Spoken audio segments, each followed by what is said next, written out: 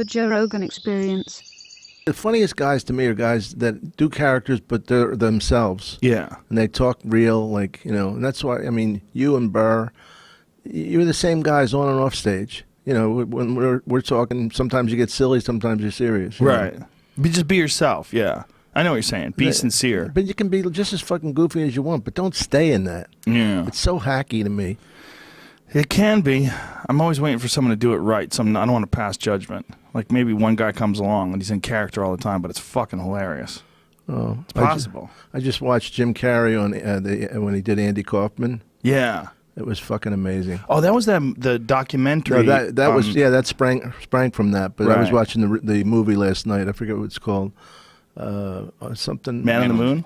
Yeah, Man on the Moon. Yeah. Boy, Jim's good. Oh, it's brilliant. You know what's really interesting with him?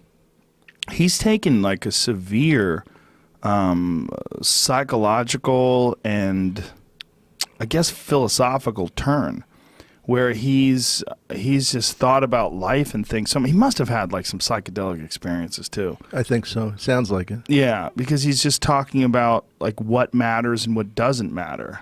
And you know, and there's just a bunch of like interviews and clips of him discussing things where you're like, whoa, like this guy he's not talking like Jim Carrey, the world famous A-list actor who's had gigantic smash movies. He's not talking like that at all. He's like talking like some guy who's just trying to sort of understand his place in the universe. Yeah, in he really is. Really profound way. He's a very well thought out guy. Did you watch this thing about him painting? No. This came out a couple months ago. Oh, didn't we play this where some of his paintings are really cool? They're like in neon and shit? Yeah, but he says some of the stuff that he's been thinking about and dealing with and whatnot. So it's called I Need Color, and it's on Vimeo. Yeah. So folks, go check that out. Joe, did I tell you about the little part I have in I'm Dying Up Here? No. Okay, so I play Fitzy Anderson because they wouldn't let me use Fritzy Anderson. Remember Fritzy Anderson? No. Is this thing on? Hello? Is the your sound system character. working here? Yeah. Yeah. And they wouldn't let me. Parents. Why wouldn't they let you do They that? said Fritzy was a slur to Germans. What? Yeah, I swear. Oh, Jesus I know. Christ. So anyway, I go in the Comedy Store on a Thursday night. Why I was there just to practice. I know, trying a couple lines and doing some shit. And Jim's in the audience. He comes out, he hugs me. Anyway, long story short, he was with his wife, his ex-wife, and their daughter was ill, and it's a great girl. She's a really good singer too, by the way. But anyway, they start talking. He said, "I forgot how fucking funny Dom was." He goes, "I want to put him in this show."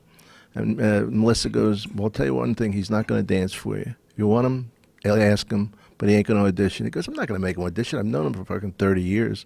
Anyway, that's how I got the part. Isn't that funny? Just randomly. Randomly, he came in to look for young comedians. I am not one of them. If you could tell by my receding hairline, but. Yeah, I mean, isn't that amazing? I mean, just there on a Thursday night, randomly. Is that show still going on? Yeah, we're shooting. They're shooting 10 more. I know I'm doing an alcoholic the whole time, which is. I never watched it. I watched one episode and I thought it was pretty good, but I heard that it got better. Yeah, I heard that it was improving. That's what I heard.